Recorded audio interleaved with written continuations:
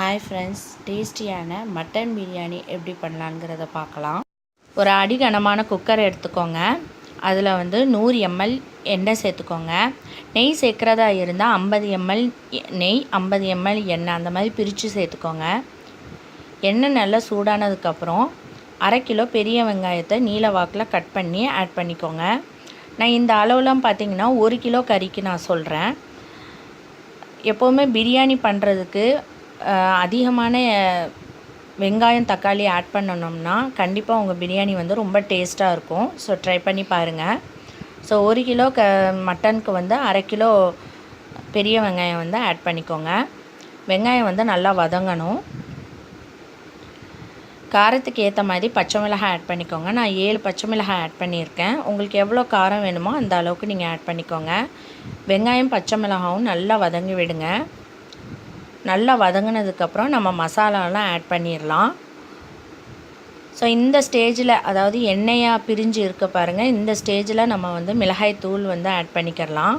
அப்போ தான் உங்களுக்கு பிரியாணி கலராக கிடைக்கும். சில பேர் பிரியாணி கலராக கிடைக்கணும் அப்படிங்கிறதுக்காக ஃபுட் கலர்ஸ்லாம் ஆட் பண்ணுவாங்க. ஸோ அதை நம்ம அவாய்ட் பண்ணுறதுக்கு நம்ம இப்போவே நம்ம மிளகாய் தூள் ஆட் பண்ணோம்னா கண்டிப்பாக உங்கள் பிரியாணி டேஸ்ட்டாக இருக்கும். அதே மாதிரி கலராகவும் இருக்கும். அப்புறம் பிரியாணி மசாலா ஒரு 1.5 டேபிள் ஸ்பூன் அளவுக்கு ஆட் பண்ணிக்கோங்க. இப்போ எல்லாத்தையும் நல்லா மிக்ஸ் பண்ணிவிட்டு நல்லா வதங்க விடுங்க.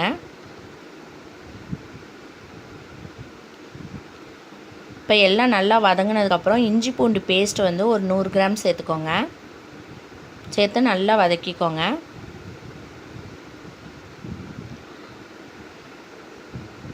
அப்புறம் 100 ml தயிர் சேர்த்துக்கோங்க.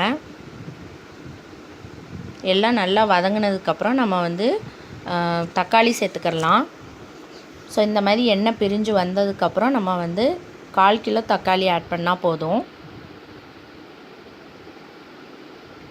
ஸோ 1/4 கிலோ தக்காளியை இந்த மாதிரி சின்ன சின்னதாக வெட்டி வச்சு ஆட் பண்ணிக்கோங்க. எல்லாத்தையும் நல்லா வதக்கிக்கோங்க.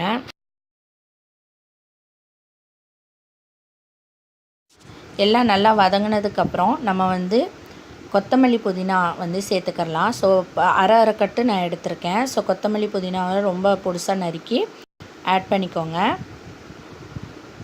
பிரியாணிக்கு எப்போவுமே கொத்தமல்லி புதினா இதெல்லாம் கொஞ்சம் அதிகமாக சேர்த்தோம்னா நல்லாயிருக்கும்.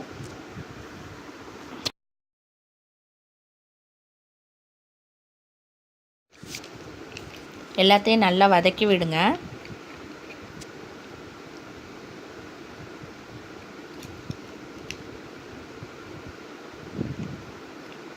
இப்போ நம்ம மட்டன் சேர்த்துடலாம். ஸோ 1 கிலோ மட்டனை ஆட் பண்ணிக்கோங்க.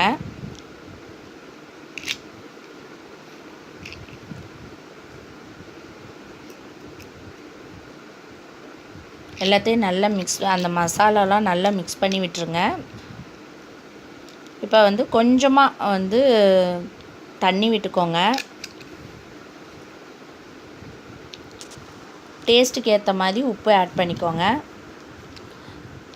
மட்டனில் ஏற்கனவே தண்ணி விடும். ஸோ அதனால் நம்ம கொஞ்சமாக தண்ணி ஆட் பண்ணால் போதும். மட்டன் நல்லா வேகணும். ஸோ அதுக்காக நம்ம கொஞ்சமாக தண்ணி ஆட் பண்ணால் போதும்.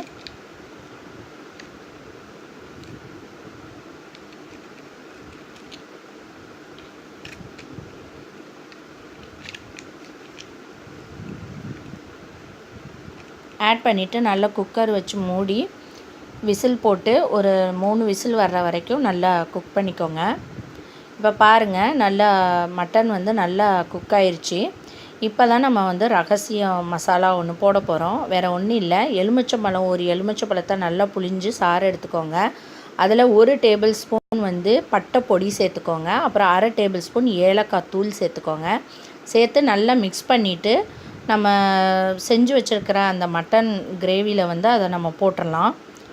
போட்டு நல்லா மிக்ஸ் பண்ணி விட்டுருங்க. ஸோ இது நம்ம ஆரம்பத்தில் எண்ணெய் சூடாகும் போதே நம்ம பட்டை கிராம்பு இதெல்லாம் நம்ம போடலை. ஸோ இந்த ஸ்டேஜில் நம்ம அந்த பொடியை நம்ம போடும் போது பிரியாணி ரொம்ப டிஃப்ரெண்ட்டாகவும் ரொம்ப டேஸ்ட்டாகவும் இருக்கும். ஸோ கண்டிப்பாக ட்ரை பண்ணி பாருங்கள். இப்போ எல்லாம் நல்லா மிக்ஸ் பண்ணதுக்கப்புறம் நம்ம அரிசி போட்டுடலாம். அரிசி பார்த்திங்கன்னா பாஸ்மதி அரிசி நான் எடுத்திருக்கேன். 1 கிலோ மட்டன்னா 1/2 கேஜி பாஸ்மதி அரிசி வந்து உங்களுக்கு கரெக்டாக இருக்கும். ஸோ அதனால் 1/2 கிலோ பாஸ்மதி அரிசி எடுத்துக்கோங்க. அதை நான் வந்து நல்லா வாஷ் பண்ணிவிட்டு ஒரு 1/2 அன் ஹவர் வந்து தண்ணியில் ஊற போட்டு வச்சுருந்தேன். அதை வந்து இதில் மிக்ஸ் பண்ணிடலாம். மிக்ஸ் பண்ணி விட்டுட்டு கொஞ்சமாக பார்த்து அளவுக்கு தண்ணி விட்டுக்கோங்க. ஏற்கனவே மட்டனில் வந்து நல்லா தண்ணி விட்டுருக்கு. ஸோ அதனால் அரிசிக்கு மட்டும் எவ்வளோ தண்ணி வேணுமோ அந்த அளவுக்கு விட்டுக்கோங்க. 1 கப் அரிசினால் நம்ம வந்து 1/2 கப் தண்ணி விடுவோம். ஸோ அந்த அளவு வந்து நமக்கு பார்த்தாலே தெரியும். பார்த்து அதுக்கு தகுந்தாமல் நீங்கள் தண்ணி விட்டுக்கோங்க. எல்லாத்தையும் நல்லா மிக்ஸ் பண்ணி பார்த்துக்கோங்க. டேஸ்ட் பார்த்துக்கோங்க. வந்து கொஞ்சம் கூடுதலாக இருக்கணும். உப்பு வந்து கொஞ்சம் கூடுதலாக இருந்தால் தான் பிரியாணி டேஸ்ட்டாக இருக்கும். இப்போ மூடி வச்சு ஒரு 2 விசில் வர்ற வரைக்கும் நல்லா குக் பண்ணிக்கோங்க.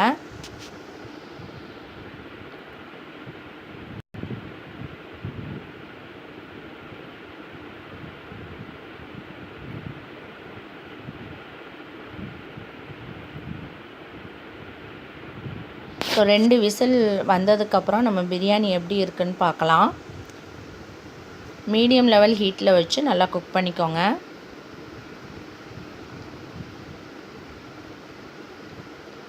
ஸோ அவ்வளோதான். ரொம்ப டேஸ்டியான, சிம்பிளான, ஈஸியான பிரியாணி ரெடி ஆயிடுச்சு. ஸோ கண்டிப்பாக வந்து இந்த ரெசிபி வந்து எல்லாருக்கும் பிடிக்கும். ஏன்னா நம்ம வந்து ரகசியமாக அந்த மசாலா சேர்த்தது தான் இதில் உள்ள ஒரு சீக்ரெட். ஸோ கண்டிப்பாக ட்ரை பண்ணி பாருங்கள். இந்த வீடியோ பிடிச்சிருந்துச்சுன்னா லைக் பண்ணுங்கள், ஷேர் பண்ணுங்கள், மறக்காமல் சப்ஸ்கிரைப் பண்ணுங்கள். தேங்க்யூ.